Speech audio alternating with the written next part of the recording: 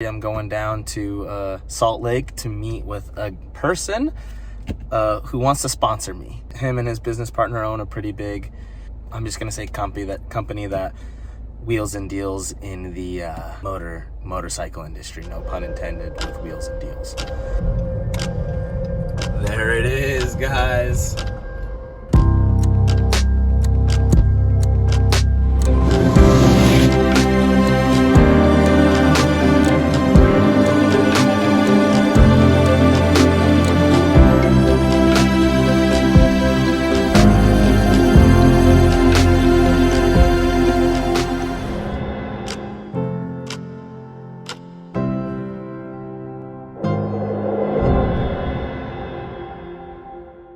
Alright guys, we are in good old state of Idaho, God's country. Here in the Suburban, the beater, camper. The first time of homelessness I've ever had was in this thing. I had the windows all blocked off and slept in this for like half a year in the winter in Idaho. Anyways, I've come off the trip of Mexico. I'm not done. I'm halfway. The bike's in Tapachula. I've come out of Mexico to get my ducks in a row. I've been paying for rent. It's time to get rid of it. So I'm driving out to the shop where I've got my tiny house and all my tools.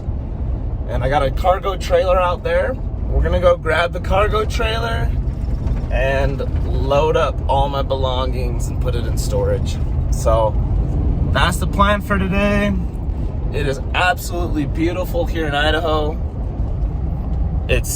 Everything's just super green and I love it. I love it. I wanted to just kind of share my feelings a little bit about how I'm feeling. It's kind of like an end of an era. This is really actually like a pivotal moment in my life right now, because I've been living in Idaho for about 6 years, maybe 7 years. And it's my home now. It's my home, especially since my roots are here. I grew up in Southern California. I grew up in Blythe.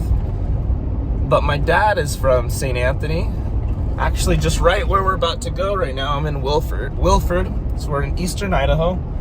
My grandpa and grandma are buried in this cemetery right over here. So, Wilford Cemetery.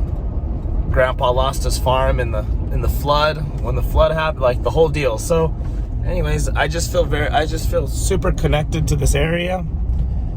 It's not entirely like Blythe, but it's similar in the fact of it just a small farming community, and there's great people here. So but we're getting to the shop right now, and I'll probably pick up talking about this when I hook up this trailer and we make our way back. So let's kind of get back telling you guys what I think. My tiny house. We are all loaded up and making our way back to the house. We're gonna load everything up, but kind of like I was saying, I just wanted to kind of just document kind of some of my feelings. This exact moment is the end of an era. Leaving Idaho. It's not like that I can't come back or that I'm not coming back, but what is happening is like I am going to be gone. I'm gonna go travel the world on my motorcycle. Like that is gonna happen, and I have to just I have to thank a lot of you guys. Some of you that I haven't even like physically or in person, we haven't met, and there's just so many of you guys that have just been so kind to me and so supportive, and so sometimes like you need that. Like sometimes you have these dreams and these desires, but like you don't want to feel too crazy, you don't want to feel too much like an idiot.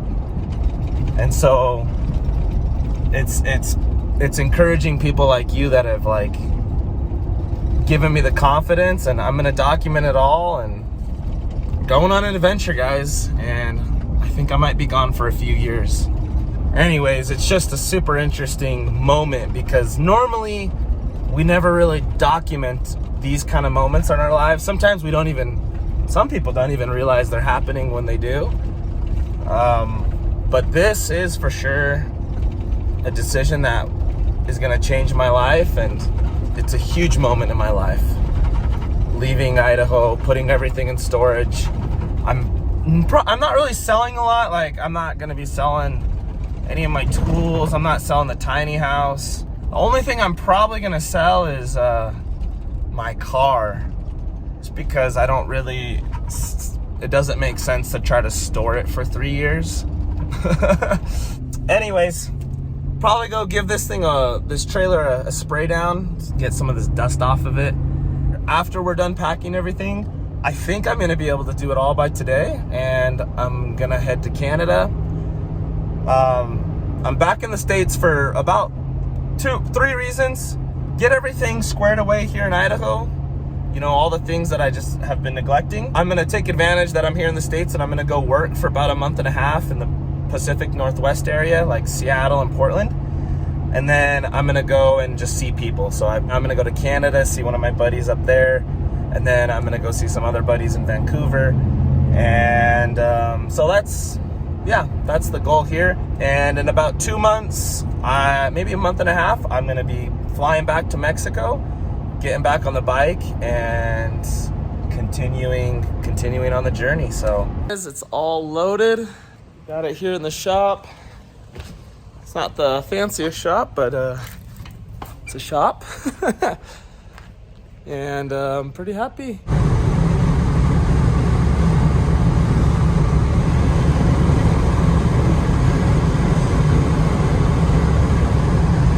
Leaving Idaho, guys. Really sad. Lot of great memories here. It's time to go. We gotta go make some money, guys, if we're gonna be able to make these videos and do this full time for a bit. So right now we are going to Alberta. We're gonna go see my buddy Oakley, go spend some time with him. I've never been to Alberta, so it's gonna be a new place for me. Ride some horses, check out the mountains, the hills.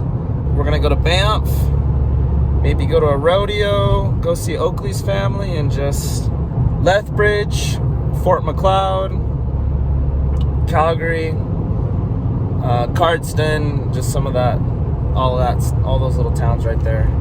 Oh, I'm gonna miss Idaho, guys. We're coming up on Ashton. Man, it's just, this is kind of where you get out of the flats and you start making it to the mountains, and it's just some of the prettiest stuff out here. The rivers, everything out here is just so pretty. It's 7.5 hours. Not too bad. We'll crank it out and just try to make sure we get to Oakley's by the morning so we can go have a full productive day. If I get tired, I got my sleeping bag and my blankets, and I got my mattress and everything, so just pull over somewhere kind of secluded and just go to sleep, rest up there. So let's go to Canada, baby! Woo!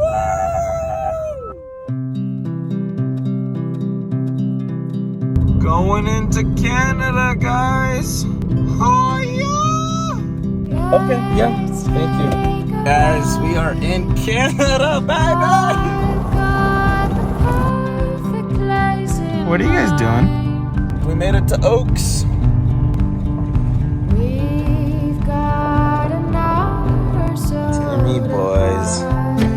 Timmy boys with the Oakster.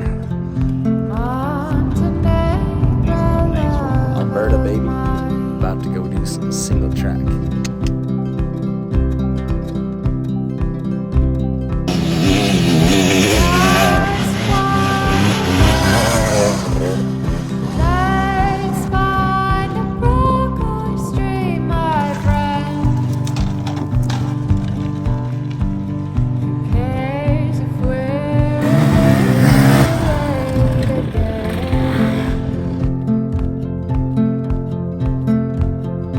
On tonight.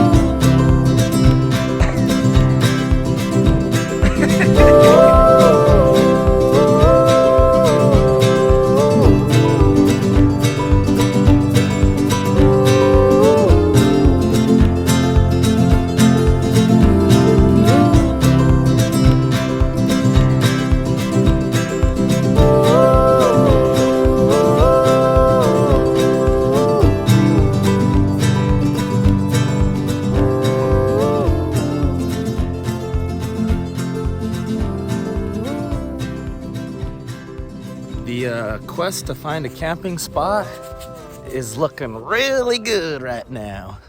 We got the Acura in her natural element. She's off-roading right now. She's looking, she's putting Sprinter vans and Jeeps to shame, and already found for sure 2 campsites out here, but thinking about continuing and going and seeing the final one because I'm just curious. So we might push past and through, but this is what the Acura has got to go over. So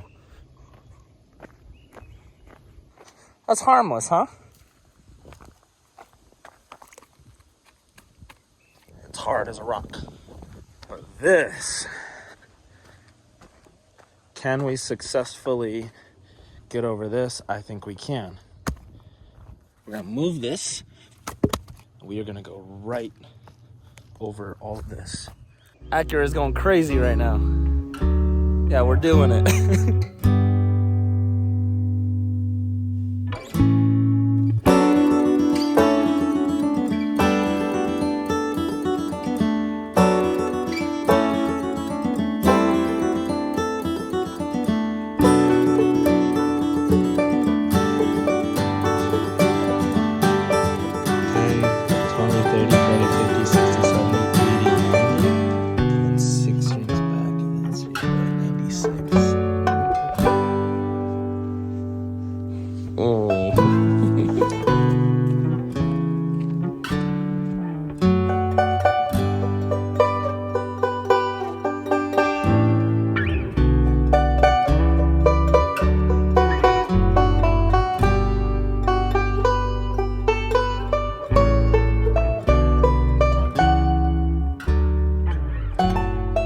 Alrighty guys, hello from Portland. It's been a good 2 weeks, 2.5, 3 weeks here, doing some work, and it's time to go back to Mexico, guys, and keep the journey going.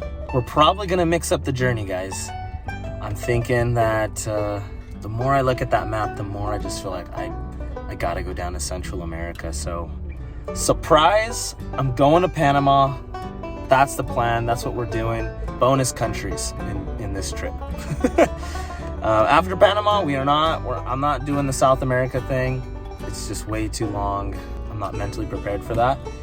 Game plan for today, get to Rexburg, put these last things in storage, go throw that stuff in there, go say hi to Brant, who is the farmer who I keep the tiny house at and all my stuff in that shop.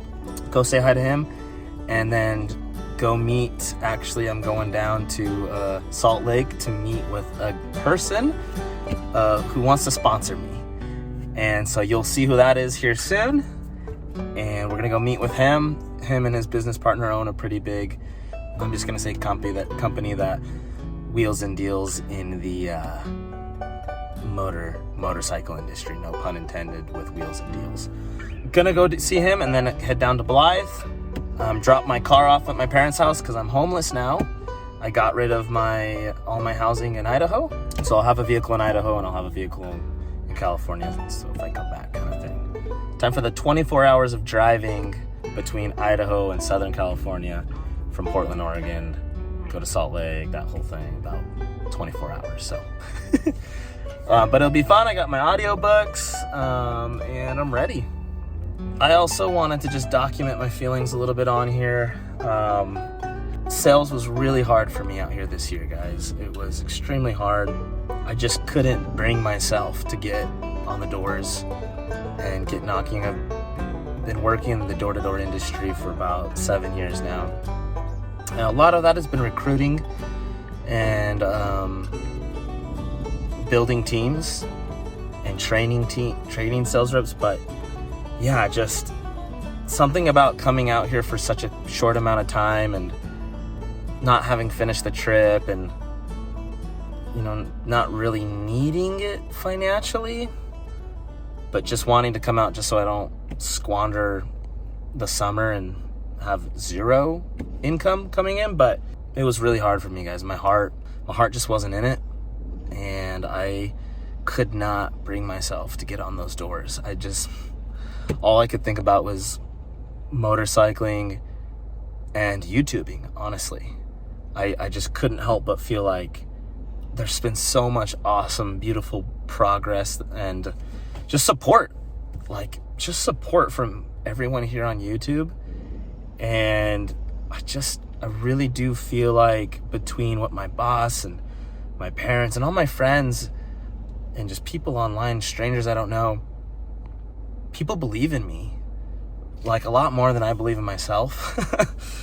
But people believe in me, and I think I need to start believing in myself a little bit more. And especially my boss, who I look up to, both of them, Matt Green and Ryan Lim. These super, super smart guys. Extremely wealthy, just amazing dudes that I've got to learn a ton from. And both of them they're like, if anyone can do it, it's you, man. Like, and my boss, Matt, he told me, he's like, when you were telling me you want to be a YouTuber, you wanted to like make these videos, he's like, I didn't doubt for a second that you could do it. And anyways, I'm not trying to toot my horn here. I'm just trying to share my feelings about my feelings are just about being scared and hesitant to maybe commit. I don't feel like I've really fully committed. And it actually like really bothers me because I look at the like video quality of some of the episodes I make, and I'm just like, man, I could make them so much better. That's part of that is like the perfectionist in me, but I feel like I'm like lazily making these videos, and even still people are like, these are great videos, these are awesome, like, thank you so much. And like I'm like, wow, like imagine what it would be like if I actually fully committed. I can like genuinely say I feel like at this point I'm giving it about 30%, 35% effort. I think this might be like the first time I'm like publicly saying that I want to try to be a YouTuber. And when I say YouTuber, I mean I want to try to be a full-time YouTuber. And so anyways, it's hard for me to say. It's hard for me to say that. Hopefully there's some people that'll like to hear that. But it is just a hard and weird feeling of like, why do I feel so hesitant? Why do I doubt so much? And so anyways, that's been something I've been thinking about a lot lately, and just wanted to share with you guys kind of how it went in sales. So here we go, guys. All right, guys, it's like 1 a.m. I'm in Idaho. I'm on the outskirts of Boise, and just found some BLM land, off-roading in the Acura, like how we do it. I found a little spot over here that's flat enough, and I'm gonna just camp out right there. Morning. Another successful night camping. Doesn't get old, guys. Doesn't get old. I love it. I love taking my car in places it shouldn't be. So I don't know. I've learned you can get to a lot of places just going slow in your car. I mean, look at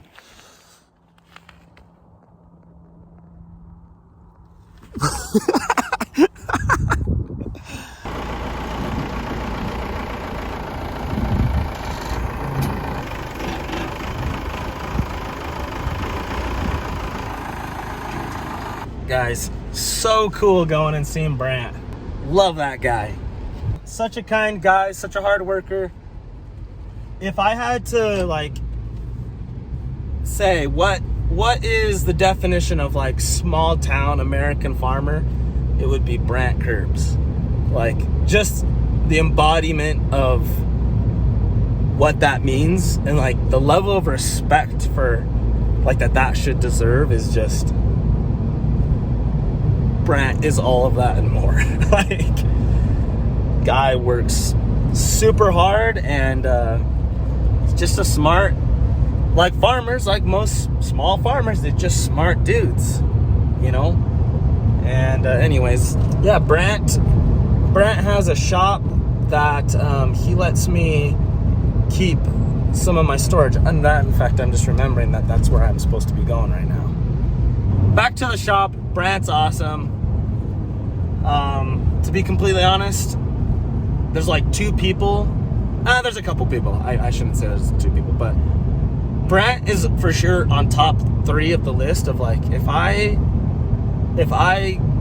am lucky enough to be financially well off in this world, like one of my biggest goals is to like spoil my dad and to spoil Brent Curbs. And there's a couple other people, my boss, Matt Green, Ryan Loom, a lot of other people, but that guy's on top 3. Just such a good guy, and he deserves it. He deserves it. Just generations be like, that was the food I had for lunch. All right, guys. So right now I'm actually in Salt Lake. Kind of a crazy moment right now, but I am on my way to go meet the owner of Warp 9 Racing. One of the owners, Kevin, reached out to me and was like, Landon, hey, we want to help you out on your trip. Nothing crazy, but we'd like to support you by at least giving you a cush drive for your bike. He DM'd me on Instagram, and it just kind of caught me off guard because my channel is still so small. This isn't supposed to be happening still. And anyways, so he was like, I'll send it to you wherever you're at. But I was like, hey, I'm actually in the States right now, so I'll, rather than you spend all the money shipping it to me and potentially it taking forever to get here, I'll just come by and grab it on my way to my parents' house down in California. And so I'm gonna go meet him. I've had a couple phone calls with him, and it just seems like a super solid dude. I've actually bought Warp 9 rims before for my supermoto. I'll show you a picture of it right here. And so I'm a fan. And he's like, do you want a cush drive from us? I was like, absolutely. Like, I would love a cush drive from Warp 9. And so anyways, we're gonna go meet him, go get some food, and just kind of chat it up and go check out this rim. So here we go, guys. There it is, guys. All right, here we go. Awesome. That looks so good. I just want to give you guys a quick little update on my trip. I'm in California, made it to Blythe. I'm at my parents' house right now. Talking to Kevin at Warp 9 was awesome. I'm gonna show you guys right now what everything that he gave me. We'll check out this goodie box. There's a lot in here. All right, I'll open it up. So he gave me this really cool towing cable. I have one, but this one seems definitely like a thinner, kind of just overall higher quality setup. So right here, these were some really neat pegs. Look at these, guys. Like, wow. All just machined aluminum, really just, this is a bottle opener on the bottom right here. So these are a lot wider. It's funny because like I've just seriously considered, I just have the stock ones on my bike right now, but I've seriously considered getting some of these, but they're expensive, and at the end of the day, it's a luxury. It's not something you have to have. It's a luxury, and it just wasn't in the budget. And so this is really cool. Anodized orange is gonna look really, really sweet. Plenty of stickers. These are titanium, titanium bolts that go and replace this for this whole setup. So normally there is kind of, I think, like a cotter key that goes on the bottom. And so this replaces that, and the need to have a cotter key. And those, like I said, these are titanium. He gave me some extra bearings, which is really cool. Some seals, and just literally an entire like hub setup, spare hub setup. So some spare spokes, a new rim strip, and then here's the rim. So look at that thing. I just had to match the stock color scheme that I got. So there's the Cush drive. And yeah, I even got me new Dirt Tricks sprocket on it. It's crazy, yeah. Here is the actual Cush drive.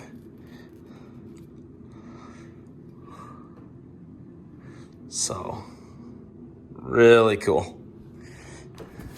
Another really neat thing Kevin was telling me about these Cush drives is they actually made the rubber exactly the same size as the stock KTM Cush drives that they use in like all their ADV bikes. He's basically, what he told me is in all the ADV bikes, they use the same exact rubber.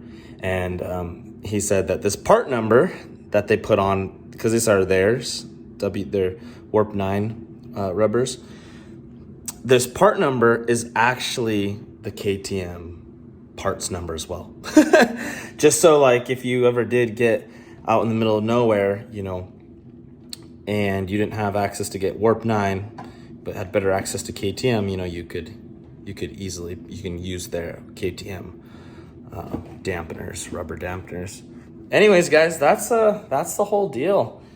I'm like really grateful for Kevin reaching out to me. Something that's just kind of really inspiring for me is I really don't have a big enough following for, I think, this to like make sense financially for these companies. And I just, at the end of the day, I think these guys are they're just doing it out of like the kindness of their hearts. I'm also just super excited to see how the Cush drive feels. I've never used one, never had one, and so really excited to see if I'll notice a big difference with the Cush drive on.